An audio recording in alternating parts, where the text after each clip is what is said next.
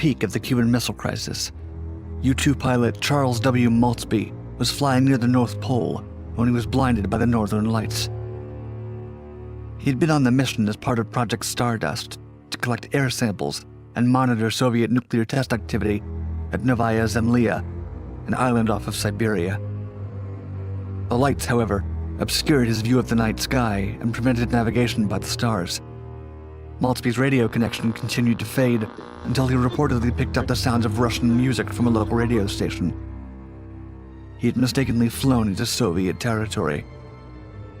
Quickly turning back home, the U-2 found itself being pursued by Soviet MiG fighters, and the only reinforcements available on the American side were rushing to the scene armed with nuclear-tipped missiles.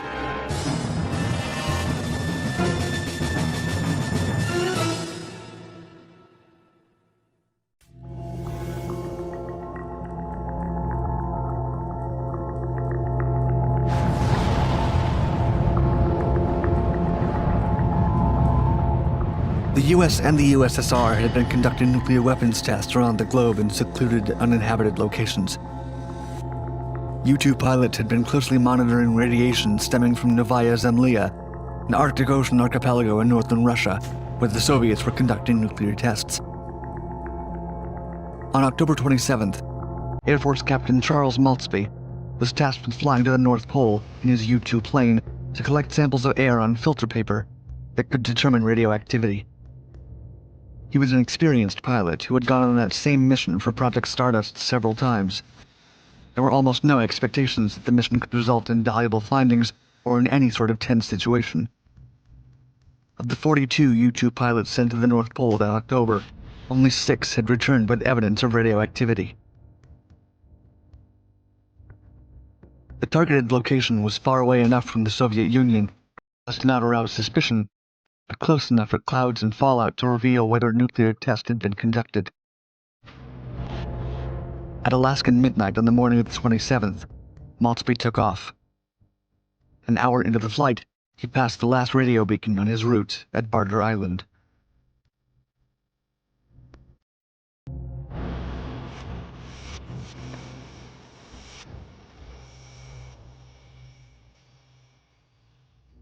GPS wasn't operational until 1993, 2 years after the USSR collapsed. Maultsby had to rely on ground navigation systems, or instead of those, on the position of the stars. By the time he should have been about halfway to the North Pole, he attempted to read the stars using a green card. It would have indicated the alignment of the stars at the time of night if facing the correct way. He should have been able to position himself based on Arcturus, the brightest star in the northern hemisphere. Vega should be placed to his northwest, while Polaris should have been above him, signaling his proximity to the North Pole. Maultsby was unable to determine any of these assumptions. As the northern lights danced over the sky, the light impeded his reading of the stars. According to his journal entry, in light of the blinding lights, he decided to, quote, turn left for 90 degrees and then immediately reverse the turn for 270 degrees until you're heading back along your same track, only in the opposite direction. Misdirected by the Aurora Borealis, the expert pilot was headed in the worst direction possible. By the time he should have been arriving at Eielson Air Force Base, he was instead entering Soviet airspace. Detecting the intrusion, 2 airfields near Chukotka sent out interceptor MiGs. At least 6 of them flew towards the lone American U-2 spy plane, intending to take it down. Having a U-2 plane flying over the Soviet Union was riskier than having one approach Cuba. The Soviet government would have every reason to see the entry of an American plane into their territory as a provocative act, or even worse, an act of war. The lost pilot, unknowingly, was risking setting off the spark that could end the world.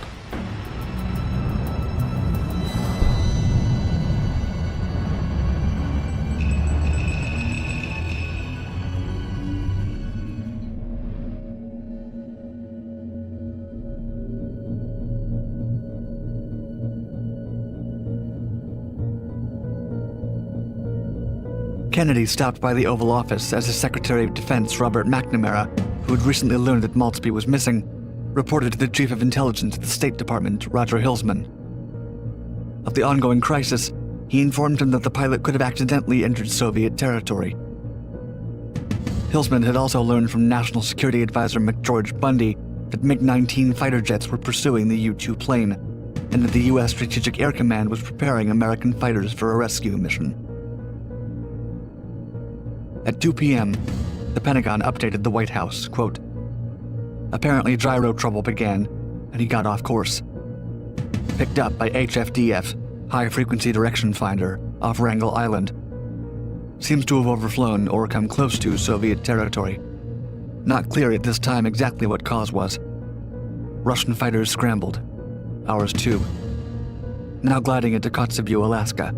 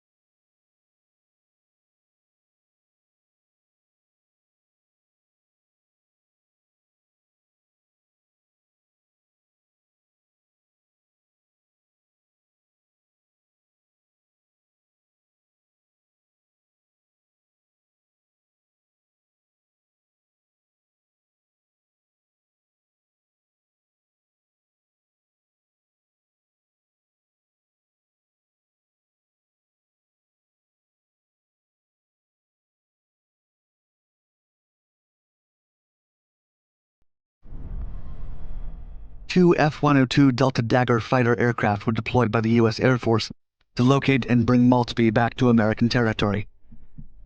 The Soviet Air Defense Command had launched its own fighters, 6 MiG-19 planes, to intercept the American U-2.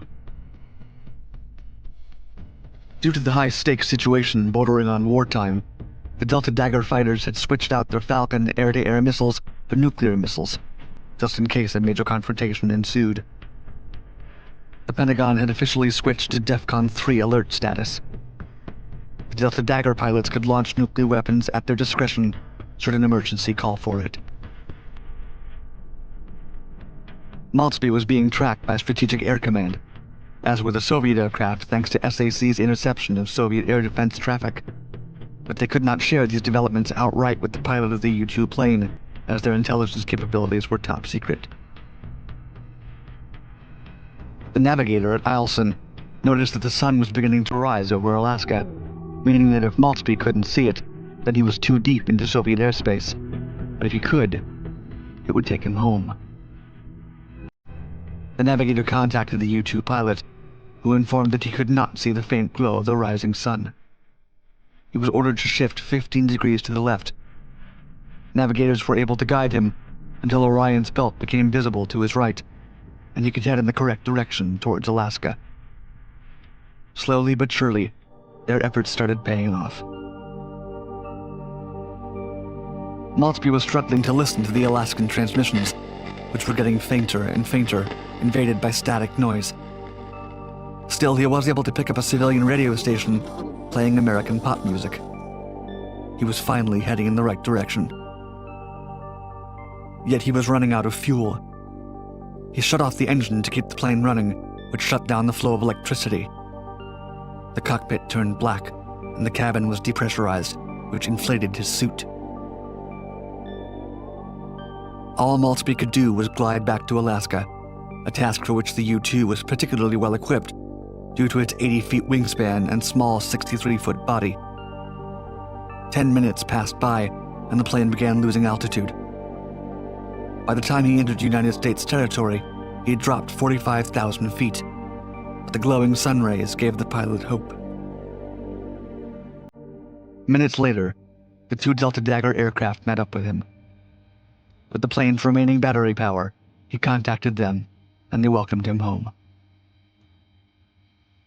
Maultsby had to conduct an emergency landing at Kotzebue Sound, a military radar station, with the blessing of no crosswinds blowing and the help of the U-2's parachute. The U-2 landed on the snow at 2:25 p.m. Eastern Daylight Time after 10 hours and 25 minutes of flight, breaking the record for the longest U-2 flight. Maultsby had to be helped out of the plane as his legs were too cold to move. About 12 Eskimos and personnel from the station gathered to assist him. The American fighters flew away, having completed their mission. The details of the mission and the mistake that almost started World War III were kept a secret from the public for many years after. Secretary of Defense Robert McNamara ordered the following U-2 spy plane headed for the North Pole to immediately return. He canceled all U-2 air sampling missions and requested an Air Force investigation into the causes of the incident that remained sealed. The general state of emergency remained until the following day, but the immediate crisis had been averted.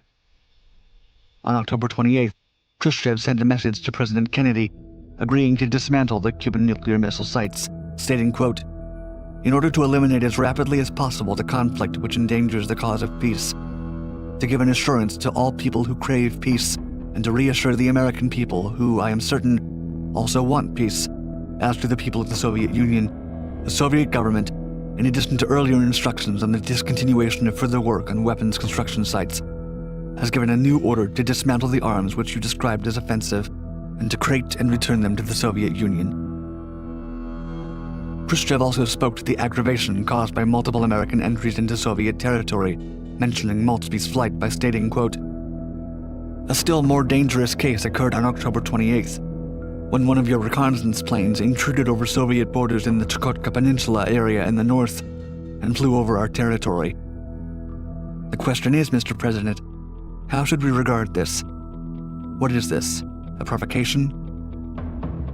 One of your planes violates our frontier during this anxious time we are both experiencing, when everything has been put into combat readiness. Is it not a fact that an intruding American plane could be easily taken for a nuclear bomber, which might push us to a fateful step? And all the more so since the US government and Pentagon long ago declared that you are maintaining a continuous nuclear bomber patrol." In response, the Kennedy administration temporarily grounded all U-2 missions.